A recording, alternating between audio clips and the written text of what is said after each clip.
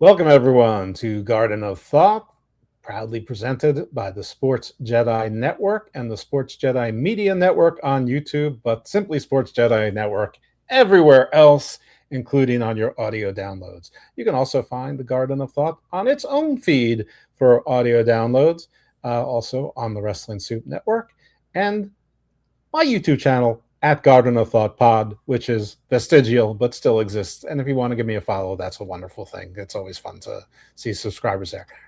Guest today is an author, best-selling author, Deborah Wilde.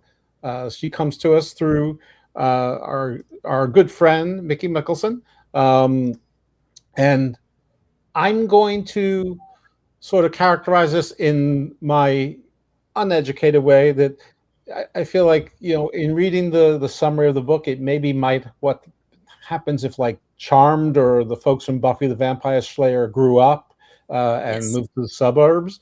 Not the suburbs, but yes. Not the suburbs, but yeah. So we have a bunch of middle-aged divorced, hormonally imbalanced women who also have magic, and magic is sort of taboo. It's illegal. It's a world that knows about magic, and it's a world that has made it illegal. And they get into all sorts of hijinks. You have a series of books on that, and this book called Golem for Broke is the first of the Mad Queens Inc. book. Mad Queens Inc. meaning incorporated.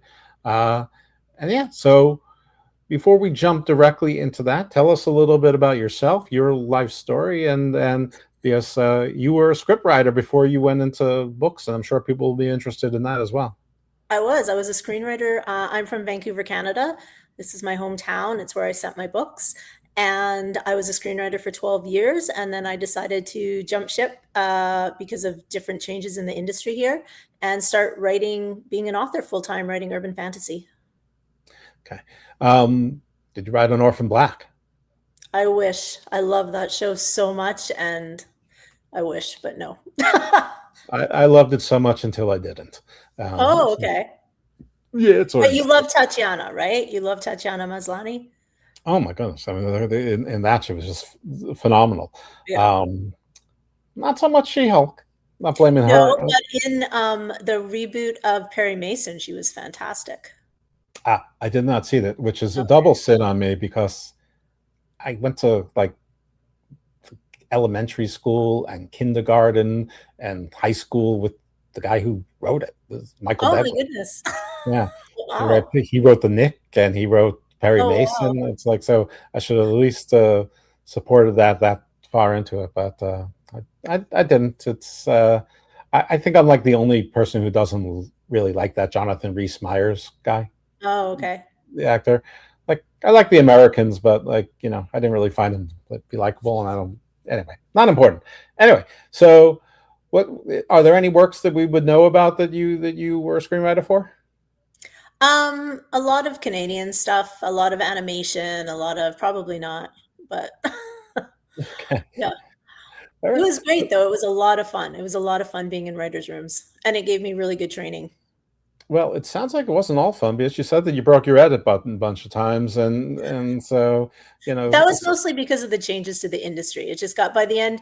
What happened was here in Canada, they changed the regulations so that broadcasters didn't have to have a certain number of scripted hours in order to keep their licenses. They could do reality programming.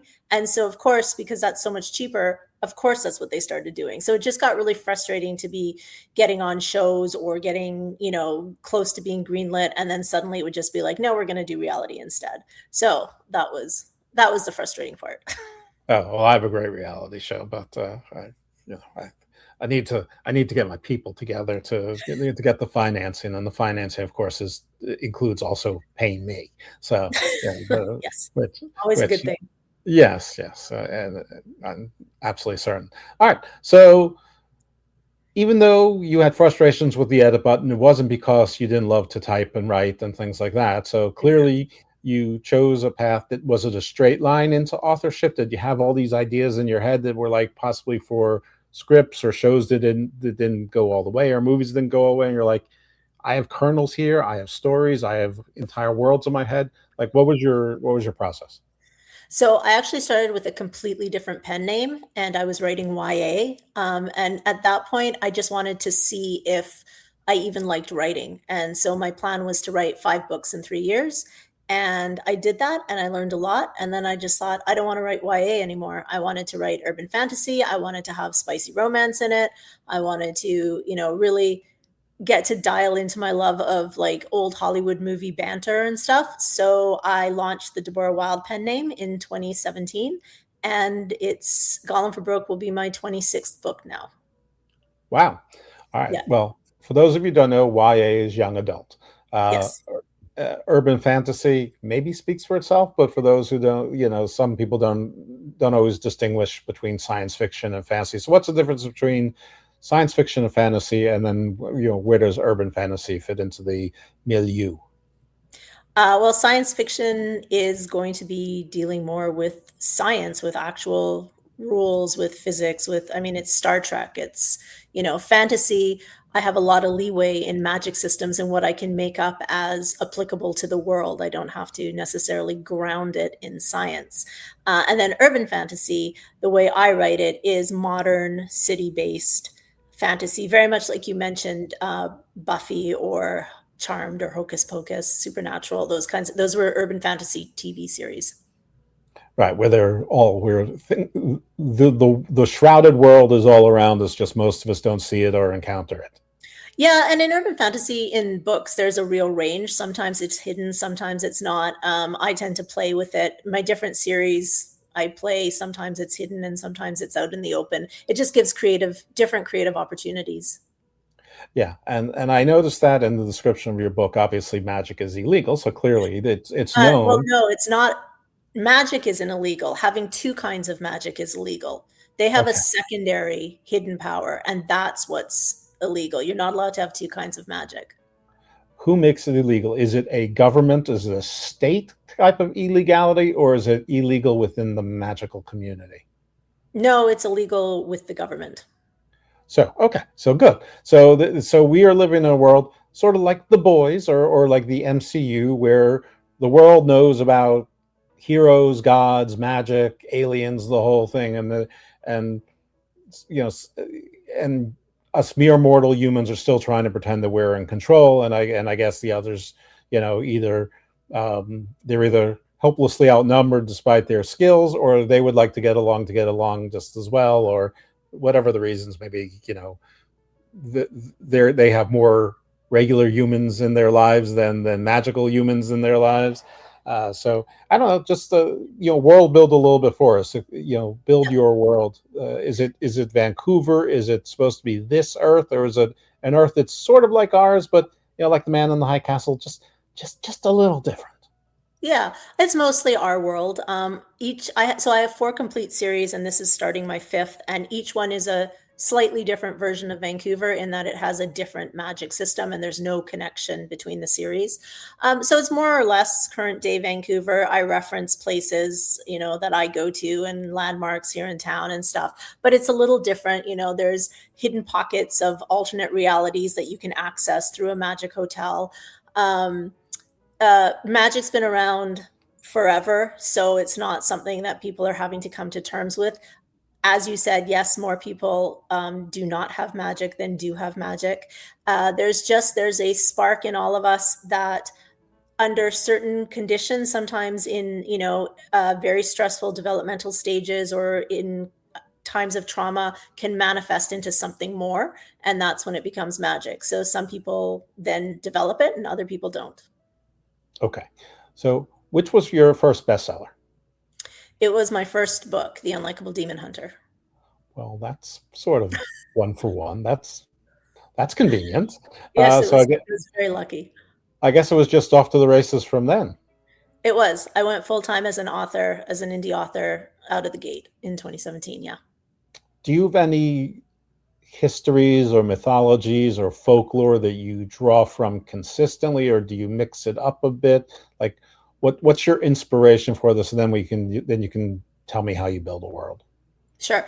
I'm Jewish, and when I was growing up, I never saw myself in the fantasies I read. You know, I wanted to see a Jewish girl go through a wardrobe or go down a rabbit hole, and that didn't happen. So when I started writing urban fantasy, it wasn't even really like a plan. I just made my first heroine, Navakat's Jewish, because I wanted the representation, and I thought it could be fun to play with mythologies in my own religion. Um, and it became really fun, and I started researching things and finding things I had no idea about and finding ways to make magical connections that were really fun in Judaism. I'm a very secular Jew, but there was a lot there that I could play with. And so when it came time for the next book, I'm like, okay, I'm doing this again. And people really responded to it. You know, people were like, hey, I didn't know that. And this is really new to me. And it's really interesting. And it's like, okay, this is something I can contribute. I can contribute humor to urban fantasy, my voice, because all my books are very voicey and funny. And I can contribute this magic, these kinds of magic systems that are built from Jewish mythology or Judaism, that at the time I wasn't really finding other people doing that very much, or maybe like one, or there might be one book out there, but it wasn't really a lot of people doing it.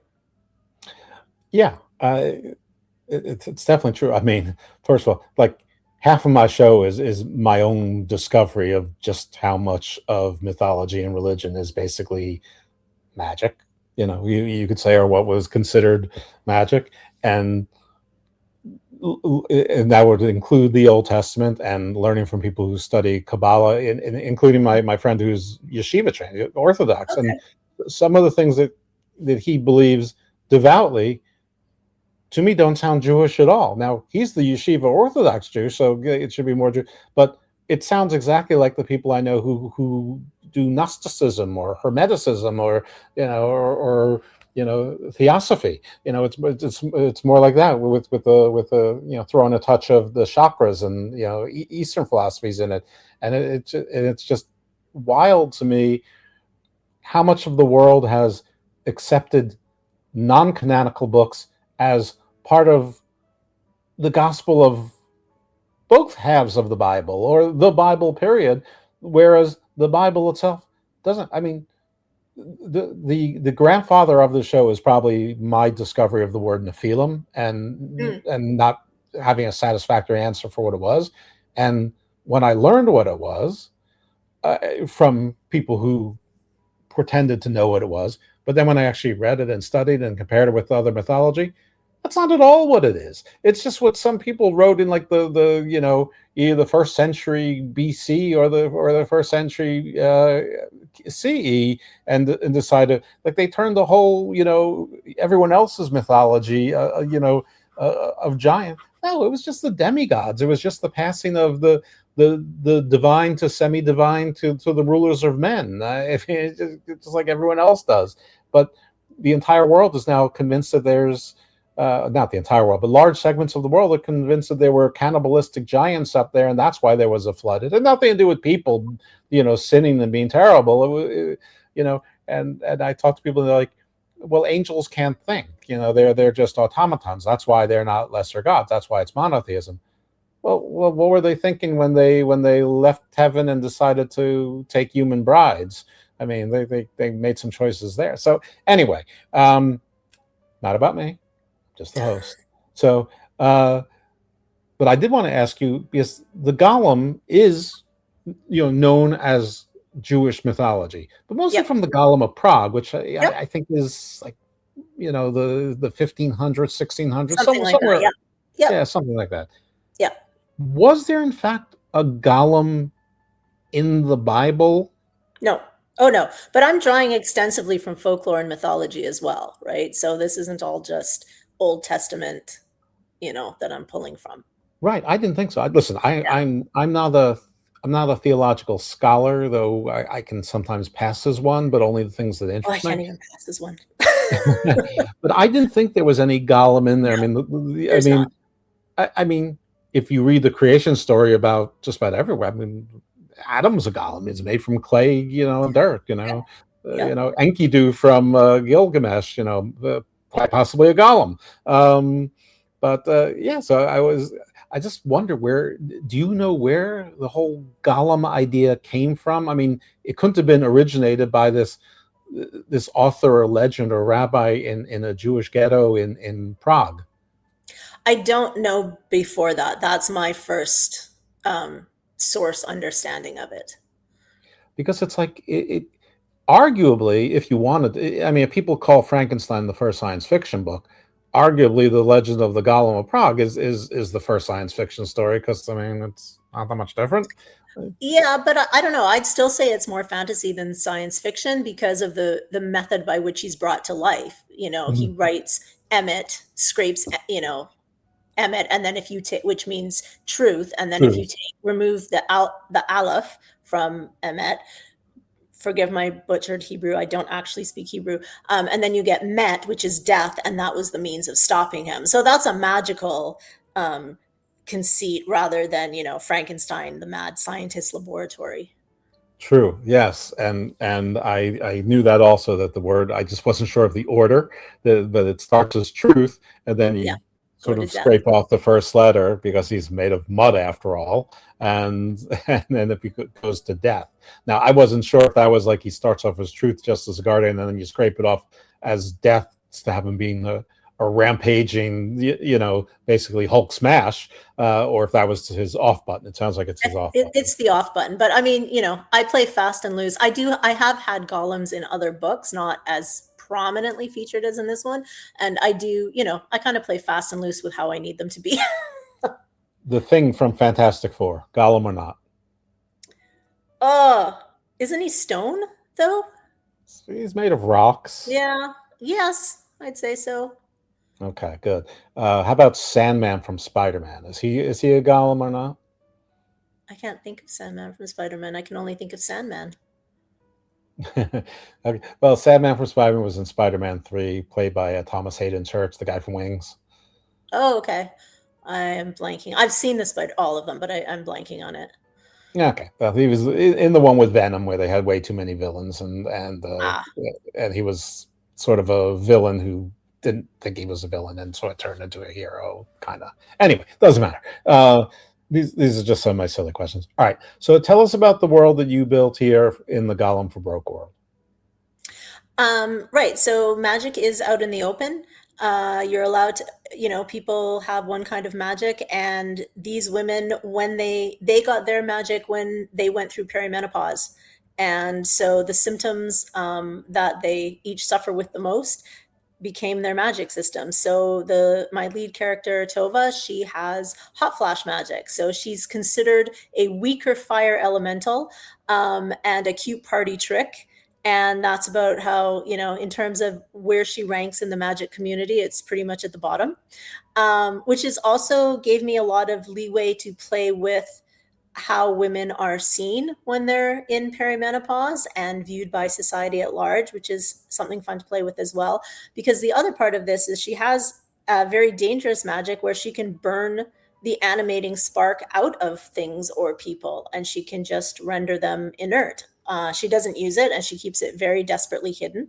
But her and her three best friends that she runs this sort of magic PI/fixer agency for the magic community with, they each have their own version of that deeper magic based on the perimenopausal magic that people kind of dismiss.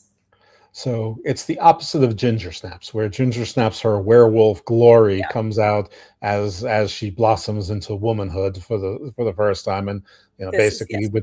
with the werewolf injections in her, right? She morphs into this bombshell when the day before she was just the girl next door, goth I love girl. that you know Ginger Snaps. I think that Ginger Snaps is a It's fantastic brilliant. movie. It's a fantastic movie. The sequel and the prequel, not so much. They Oh, I tried. I'm didn't glad see they those. tried. But Ah, yeah, okay. I love Ginger Snaps. I mean, it was done so. It It's wasn't so subtle. clever. It was, yes, Yeah. and yeah, and like even the dullard like me, a middle-aged man, could tell.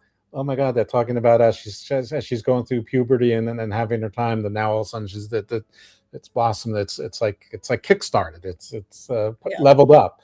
So all right, so it's fine. So perimenopause is not usually considered a time of joy for women. For women, I mean, it's very inconvenient because it's like all of the rotten things that come with menopause, except not the whatever the benefit of menopause is, that you don't have to worry about birth control anymore, and Right. things like that. Um, so it's sort of fun to play with that.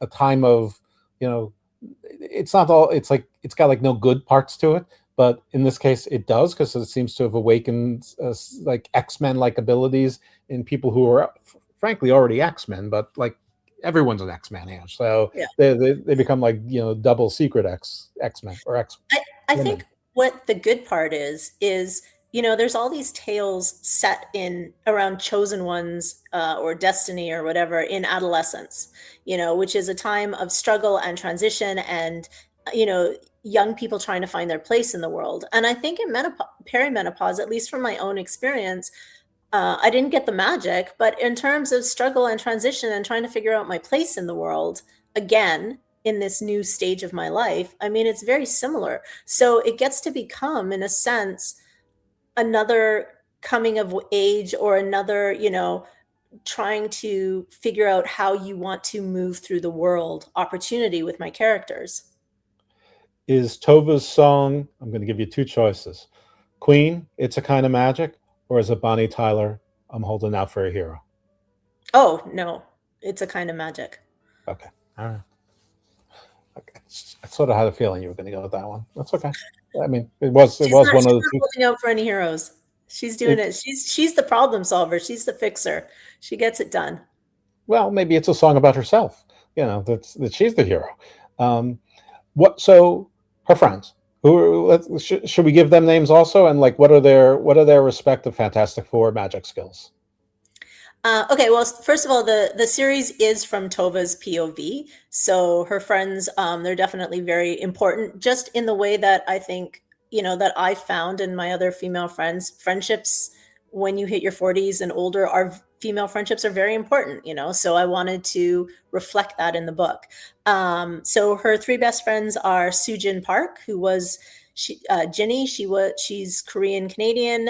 She's had a long career as an actress on the stage, but the roles have gotten more dried up. So she's come to work with Tova. She has brain fog magic. Then there's Nisha Prasad, who is sort of more the empath. She can regulate emotions. And then there's Margot Harrington, who's sort of the hacker of the bunch, who she gets overwhelmed and she will tend to short circuit stuff, because she gets physical sensory overload, which also comes with perimenopause for some people. Oh, okay. So the powers are directly tied into their Yeah, symptoms, I guess I'll call their them. predominant symptom. Yeah. Right. Okay. So what is the plot device? I mean, obviously they've already got this agency. It Yep. already exists. Yes. So Yes. I at didn't some want to point, do an origin story of, oh, look, we just got magic. They've had magic for several years now. They've been running this agency for several years now. They're very competent. What kicks it off, though, is Tova goes for a mammogram. And while she is clamped into the machine, a golem breaks into the clinic and tries to attack her. And ah, she's forced to use her secret magic, to destroy him. And she manages to convince everybody that she did it via her fire magic because she melted his head.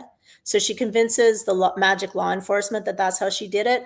Unfortunately, uh, the city's golem maker, who is her brother's best friend that she's never gotten along with, he doesn't believe her because he knows what it takes to stop a golem. And he's like, there's no way you did it with that. And so it turns into kind of a blackmail, kind of the two of them trying to figure out who sent this golem after her and stop it before either the magic cops clue in or the next attack takes her out for good. well, he's the city's golem maker. So Yeah, he's but he didn't obviously a make he didn't make this one. so okay, so he's innocent. We know He's this because the empath or whatever was able to tell that he's telling the truth. No, Um, because yeah, he's so offended by the junky quality of the golem that was sent after her. He has professional pride and he's just completely offended. She thinks it was him. And she knows what his other golems are like. So she knows it's not him. So okay, his golems could never be defeated by any sort of just mere magic. It would have to be, you know, omega level, No, mutant. it's more that it's just really crudely made, this golem, and his golems actually, look like people, and this looks like somebody carved a mouth into a lump of clay. Like it was just how it was made. More like it wasn't. It still couldn't have been stopped by her fire magic, the crudely made one, but he just has more professional pride and craftsmanship. Okay, so it's instead of looking like a humanoid, it basically look maybe like a mannequin at best, but Yeah, not like that. Yeah, okay, yeah. all right. Uh, Now, what does he make golems for the city? Is it like their police force, their workforce? Is it No, it's mostly for wealthy clients who want to have confidential staff because the way they see it, they don't regard golems. He makes golems and gargoyles, and so the gargoyles provide a lot of security assignments for people, and golems are they're not regarded as people, and nobody watches what they say around a toaster. So for clients who don't want that messy human element of staff for confidentiality or for cachet and status, that's who'll hire his golems. But the rumors are his golems are also a spy network for him, the same way that perhaps the golems take on darker assignments as well. the rumor also is that all of our devices are spying on us right now, and I believe those rumors are true.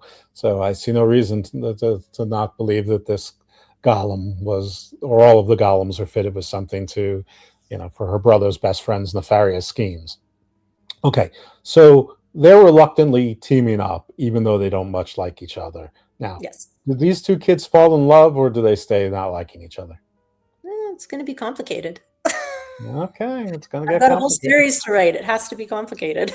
Okay, all right. Okay, we got it. Message received. There are entanglements There are involved. entanglements. All right, so how do you go about starting your quest of trying to find a rogue golem maker? Are there signature magic fingerprints that you could follow, so to speak, to lead you on the path? They actually do it by tracking down a scrapyard owner who's rumored to deal in some black market magic parts. So they find him and they find out he had found this golem, and then they're able to track it back to who the maker was. So this is like Blade Runner, like, about 20 years later when they would have replicant junkyards and used parts and stuff like that going on, except on the magic side of things as opposed to the technological side of things.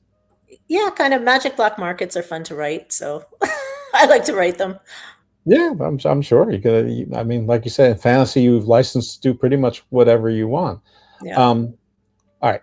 Now, obviously, this is a series, so this, so we don't want to spoil anything, clearly, but I think we sort of need to sell the what's the bigger problem? Is this like world changing, universe changing? Is this Thanos is coming to kill half of us? Or is this Ultron who wants to kill all of us? Is this the Scarlet Witch is going to go crazy and who knows what's going to happen? Or is it a completely different situation entirely? At the moment where it ends is so the B plot they've been dealing with a magic mirror that a client hired to find out. She inherited it from her grandmother, and they were trying to find out if the judgy spirit in it was the grandmother. And what they find out at the very end, they find out it wasn't. But what happens at the very end is the mirror tells Tova that someone she loves is lying to her, and so that becomes a sort of series overarching plot line, and that's going to have much bigger stakes. Cool. I want to go back to because not we, me. I got lost in my own little my little monologue there. I want to go back to sort of the folklore and the traditions and the stories that you draw on. So, maybe if you could like give some samplings of some of the tales, some of the things that you drew on from your Jewish background. Because I don't know that most people, when they think about Jews, they think most about folklore, and they probably think about people who sell diamonds, or they're orthodontists, lawyers, doctors, um, you know, uh, Jeffrey Epstein. Um, um, other things. So, but not necessarily thought of as, a magical tradition. Like if you go the Irish, like, it's not too far, start thinking about leprechauns and, and then the Fey folk and things like that. So Britain, you think of King Arthur.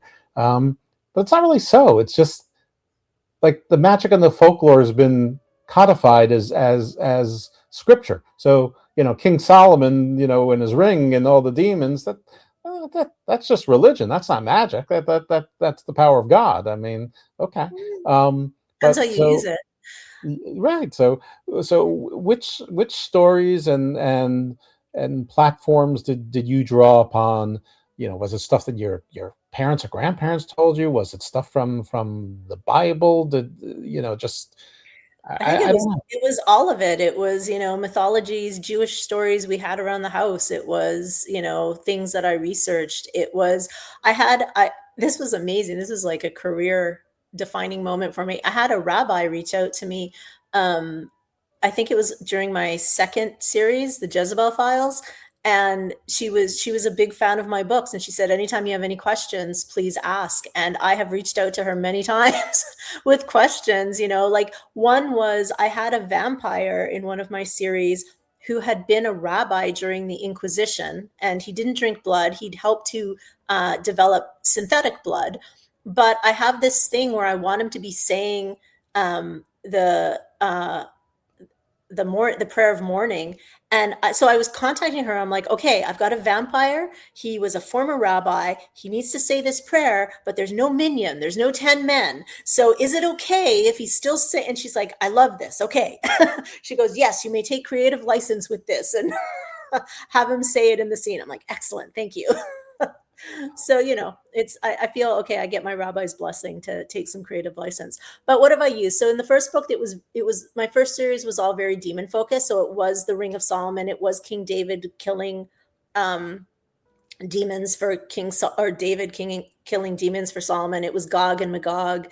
It was the idea of the Meshiach, the Jewish Messiah.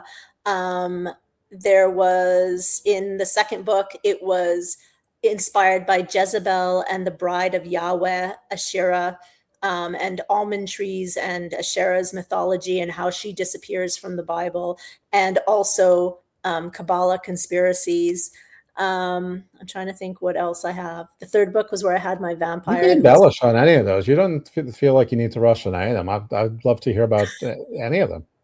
I'm trying to remember. My problem is that I write these series and then they go out of my head as I Well, when I need to make what room do you for the remember next about one. Asherah? Because she's definitely been lost to history, sort of, but she remains on the outskirts, and that wasn't her only name. She had other similar names in sort of In other nearby mythologies. religions as well, Yeah, which is yeah. certainly not unusual. But uh, again, one of the things that I learned from certain scholars or clergy, like some like Lilith was real, others like Lilith is not real. There's all sorts of things like that out there. I've Um, used Lilith. I did use Lilith in the Unlikable Demon Hunter books. I definitely Lilith is a character. I have a character as well who is an Ifrit from Arab mythology, because I brought in demons from all kinds of mythologies, and there's a whole thing about the idea of Shaitan, which is Satan, but Shaitan is just a title, and right, as they refer to it, it's like being the Dread Pirate Roberts. I mean, right. it's not it's not like this one particular angel. It's a title anybody could have. So I played with that idea as well. Yeah, Lilith has definitely played into it. There's so many places, like just even the idea of the tree of life in Kabbalah, like that came into my Jezebel files, because the whole magic system starts because a few hundred years ago, a bunch of men tried to shortcut and get to a higher level on the tree of life, and instead they brought magic into the world. So yeah, Oh, those rascally men. those rascally men. Always doing crazy stuff. So what do we remember about Ashura, who was Yahweh's, Oh my well, goodness. wife? That well, she was largely erased, and Jezebel was her handmaiden and tried to basically keep her the idea of her and the faith in her alive, and was ripped apart by dogs for it. Um, Yeah, like is Jezebel wasn't like when you think Jezebel, you think that she's an unfaithful woman, that she was a harlot, and that's really not how the story goes at all. It No, was just it's trying to. bad branding. It's really, just she was very badly branded for her devotion to Asherah. There was they it And that was was this drive before, to though, have there are no other gods before me. I mean, that was before the Ten Commandments. yeah, there's this drive to have, this very sort of patriarchal monotheistic, and they didn't want Asherah, even though she's mentioned in the Torah, they didn't want her, they didn't want anyone worshiping her. Right. So yeah, It's literally the first law. It, exactly. no, I mean, there's a lot in there that's sort of magical and disturbing all at the same time, and also, I mean, there's arguably that one religion's demons are another religion's gods and protectors, Yep.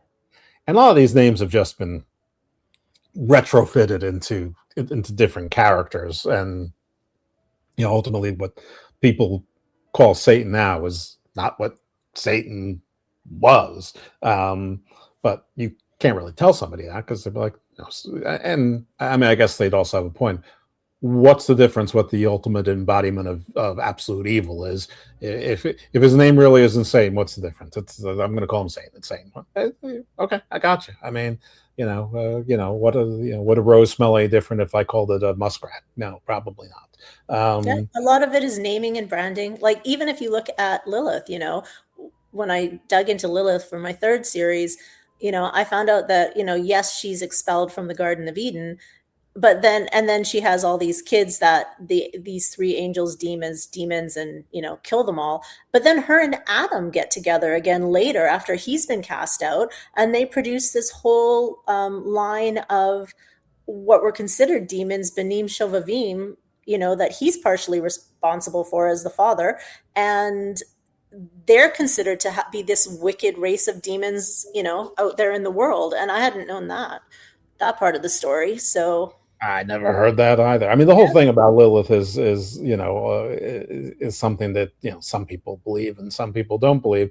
But again, angels that don't have choices sure did make a choice when they decided, we're tired of chasing you, but yeah, okay, well, and she proposed some deal. You can, if people invoke you and have an amulet, I'll spare their babies, and yeah, you can kill 100 of my babies a day. But I guess she's very like an automated promulgation machine of demonology out there, and spewing out all, it's like gremlins. Once you get her, feed her after dark and get her wet, it's like demons everywhere.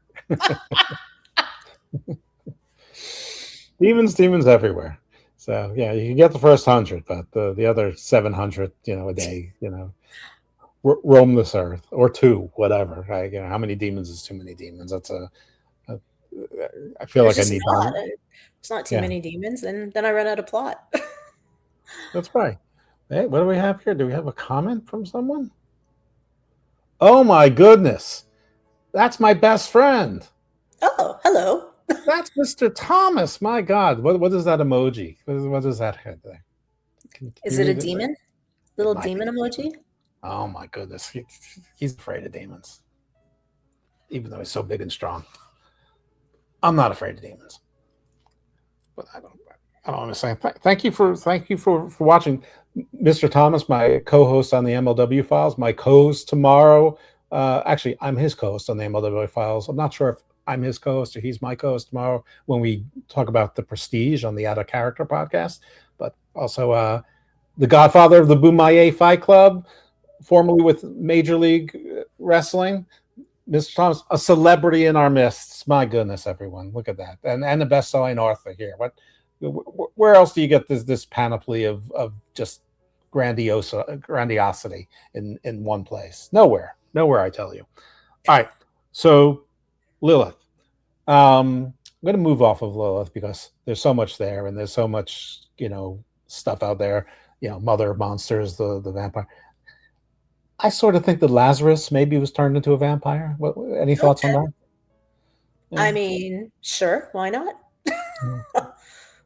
You know what I noticed, and it's on subject, but it's off subject, that the Book of Enoch was written, supposedly by Enoch, who's the one guy who in all the begetting and the begatting, he didn't just die. He walked with God. The different phraseology, and in that they also they present Azazel as like a primary character, although he's not the leader of the rebellion. He just seems to be the sort of the wicked, sort of vizier type, like from Aladdin or whatever.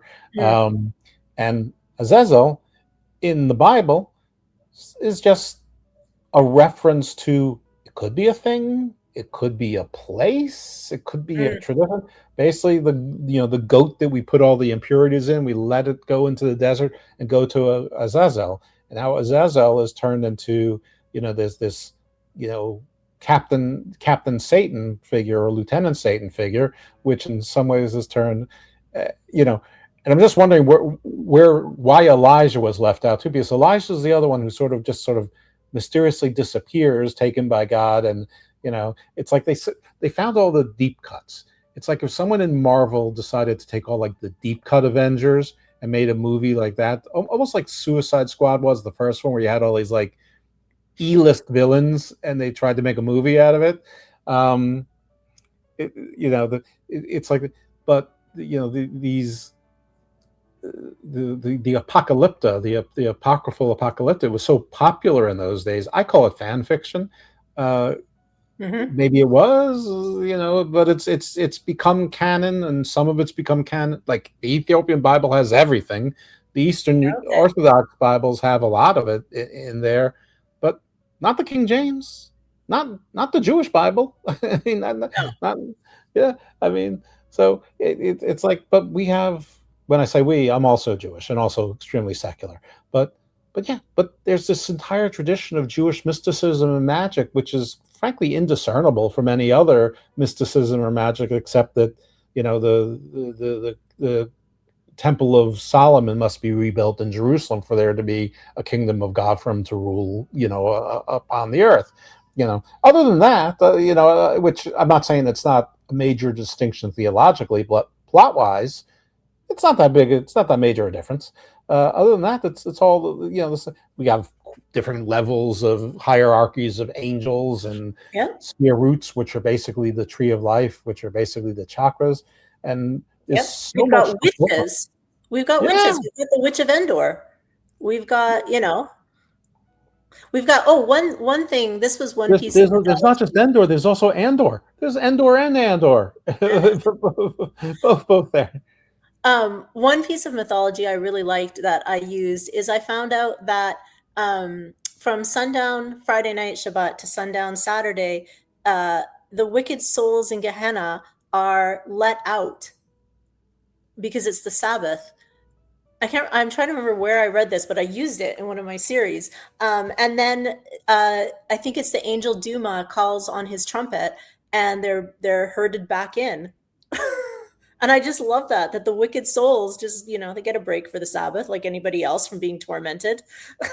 So what is it, like the purge? Like if people aren't celebrating the Sabbath, they're allowed to ravage and terrify those folks. But if you're obeying the laws of the Sabbath, you're okay? No, these are wicked souls that are in Gehenna, that are like, in the sort of hell, that are being tortured, and they get Shabbat off. They get to go to Earth, like Rome, and then the trumpet calls them back. So that was a plot point I used in one of my series. Shabbat Shalom, indeed. Exactly.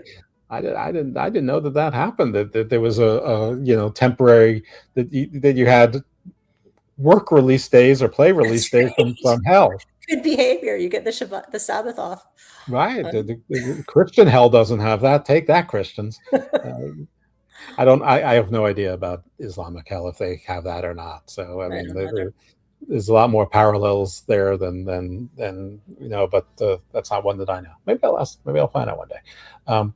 Okay, so was there other like monsters or golems or witches that you pulled from sort of like Jewish folklore? And where in God's green earth did you find Jewish folklore if it wasn't like from grandma's? I mean, did you go to like old Jewish books or something? Is there Jewish folklore mysticism bookstores out there in Vancouver? Well, online you can find lots of things and at the library Mm. and stuff. I mean, I grew up in a house we had, I remember reading Isaac Bashevis Singer, and there's a lot of mysticism in those old stories, and I've since mostly just ordered lots of books about it, just different folklore that pertains to demons or witches or just magic in general in Judaism. Yeah. What kind of properties, what kind of powers did the Jewish witches have, or the witches in Jewish mythology have? Um, I have not actually gotten into the witches yet.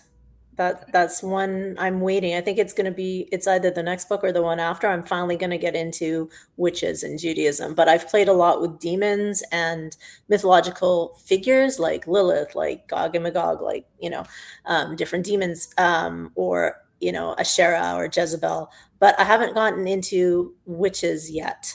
That's coming up. That's something I'm going to delve into. Now, demons seem bad, but they don't seem all that terrifying. I mean, obviously Solomon was Depends able on to the put them to demon. work. I mean, they were there to torment and whatever, but it's not like they were ripping people asunder, as I understand it. Now, mind you, my understanding is about this deep, so my understanding could be entirely incorrect. But I mean, is that right? That they were like tormentors? They were ugly. They were sort of hideous, but and they could cause you problems and really be annoying. But it's not like they were, you know, devouring people in the streets. It depends. I'm trying to remember what painting there is. Is it Asmodeus? There's some painting of some famous demon, like, shoving people into their mouth. So, I can't remember what it is now, which demon it was. I think it just really depends. Some are troublesome and annoying, and some go a lot farther than that. And then I've just used them as I need them or make them up if I have to. Yeah, because Again, that's the wonderful thing about urban fantasy is there's a lot of leeway. I'm not sure Asmodeus is Jewish folklore anyway. I mean, first of all, Asmodeus, it's clearly Greek. So the deists part, Yeah, I'm Zeus. just trying to remember which painting it was, like who the demon. I can see this painting, but I can't remember who it was. Is it one of the Bosch paintings? Because he liked to do It might have the been. demons Might have doing been demon. Yeah, demony he like things, maybe. him and Dolly did like all those scary paintings. I mean, I'm sure there's other people that did scary paintings too, but they're the two that I can think of.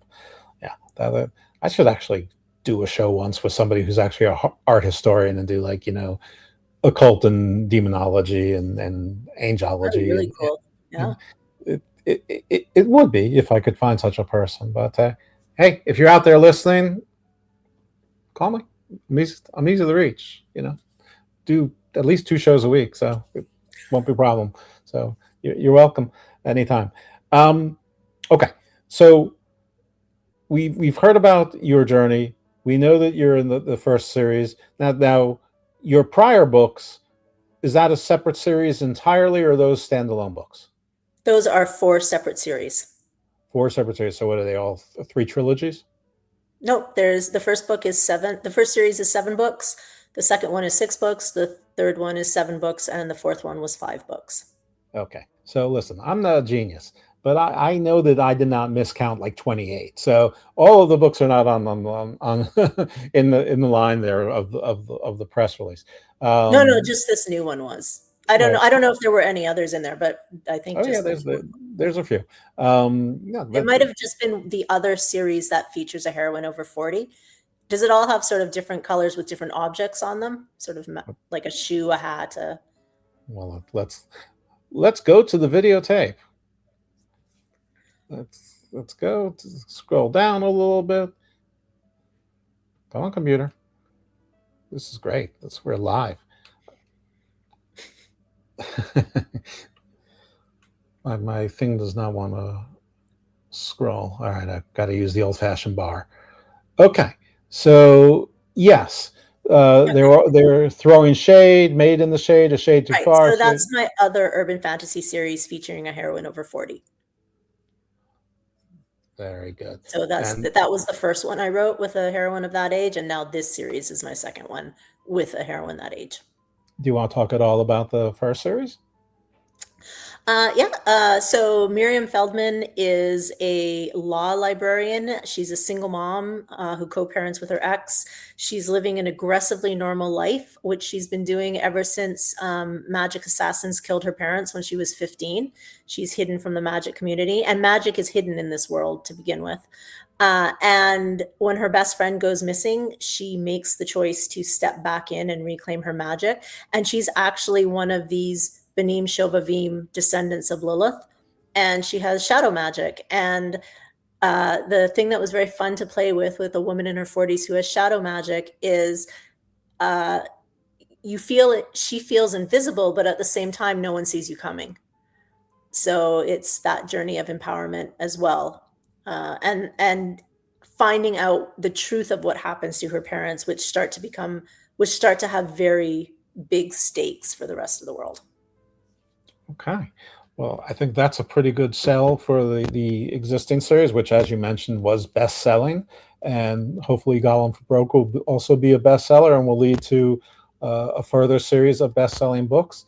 Thank you for your time, and thank you for meandering with me on things that I'm not nearly as familiar with as I should be, especially after doing 7 years of this show. And maybe as you get more versed in them, maybe you'll come back, not even talk about the books, just all the research things and all the folklore and stuff, and that could be fun as well. That would be very fun. Thank you. Absolutely, and you can reach out directly or through Mickey, whatever is your pleasure. If people want to follow you, or find the book, what's the best way for them to do so? The best place is to go directly to my online bookstore, which is DeborahWildeBooks.com, because I have early releases, I have exclusive discounts, I have cheaper audiobooks than any other retailers. Otherwise, I'm on all the major retailers: Amazon, Kobo, Google Play, Apple, Barnes & Noble. Sounds great. All right.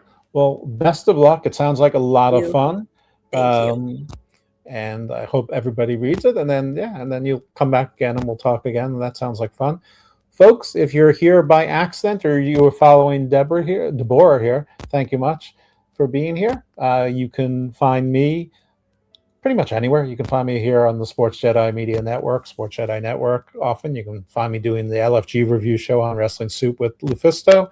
And of course, you can find the entire archive of all Garden of Thought and Garden of Doom and Gospel of Thomas and Book of Black and Garden View shows, all under Garden of Thought on any audio platform. They're also, I think, archived all here as well on the Sports Jedi Media Network and on my YouTube channel. The only issue with any of them that are before I started going live on Sports Jedi is that there's no pictures. So you're just watching show art. But some people don't seem to mind that.